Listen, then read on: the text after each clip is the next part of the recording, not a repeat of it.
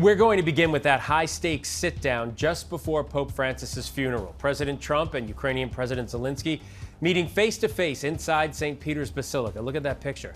This comes after a week of the Trump administration pressuring Ukraine to accept the terms of a peace deal with Russia. But after the funeral, Trump posted on social media that he thinks maybe Vladimir Putin doesn't want to stop the war and he may need to take a different approach with dealing with the Russian president. All of this happening as the war continues to rage on, and Putin now says his forces have taken back Russia's Kursk region on the border with Ukraine. The Ukrainian army is calling Putin's claim a, quote, propaganda ploy. Senior White House correspondent Selena Wang joins me live from Washington now with more. Selena, this is the first time. There were so many remarkable things about what happened this morning, but this is the first time these two men have met face-to-face since that Oval Office February meeting that was just so contentious. What are both sides saying about today's meeting? Yeah, exactly. The timing could not be more significant. And to your point, this is their first face-to-face meeting since that disastrous meeting in the White House where the president publicly chastised President Zelenskyy for not being grateful enough for U.S. support. But you can see those images there. The two men huddled close together, deep in conversation in St. Peter's Basilica. And out of the meeting, you had positive messages from both sides. The White House is saying that the two sides had a, quote, very productive session. And Zelenskyy saying it was, quote, very symbolic, and added that it has the potential to become historic if we achieve joint results. So at this moment, it comes as the Trump administration has been pushing for Zelenskyy to accept a peace plan that is seen as being very favorable to Russia. And it comes as Trump administration officials have threatened to walk away from peace talks if the two sides don't come to an agreement.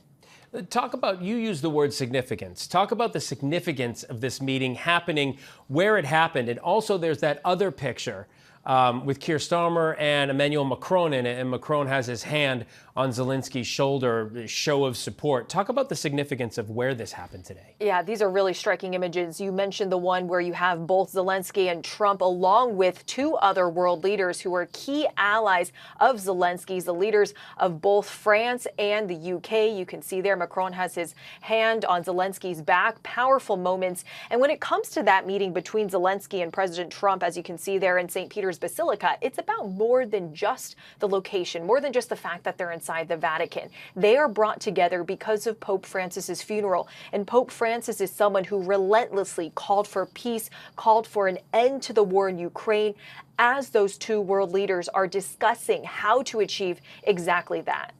You can just imagine how happy he would be that this was happening at that particular moment. President Trump's special envoy, Steve Witkoff, met with Putin yesterday in talks that did not include representatives from Ukraine. What has Ukraine said about a proposed peace plan? So Ukraine has rejected the current U.S. proposal for peace, and that plan is seen as being very favorable to Russia. It would mean that it prohibits NATO membership for Ukraine. It would require Ukraine to give up land that Russia has seized since its invasion, in addition to giving up Crimea. And Zelenskyy has made it clear that they are not going to give up Crimea. And in a post on Truth Social, though, President Trump seems to be changing his tune when it comes to Russian leader Vladimir Putin.